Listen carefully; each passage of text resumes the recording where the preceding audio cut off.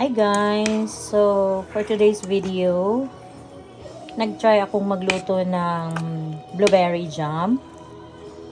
So, ito pala hinalo ko lang yung 5 cups ng blueberry. Tapos, nilagyan ko ng 2 tablespoon of lemon juice. And then, 2 cups of sugar. So, mix ko lang siya guys lahat. Tapos ito na, keep on stirring lang hanggang sa malusaw yung lahat ng sugar.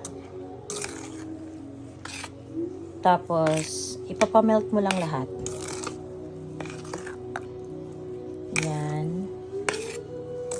Okay.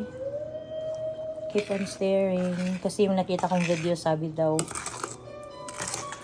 kailangan mo lang siyang haluin hanggang sa mag-simmer siya. Tapos, at magiging jam. kailangan ma-melt lahat yung sugar. So, yan nakikita nyo guys. Medyo malapot-lapot na siya. Nasa mga 20 to 30 minutes yata yung time na maano na siya, magiging syrup na siya at saka malapot na.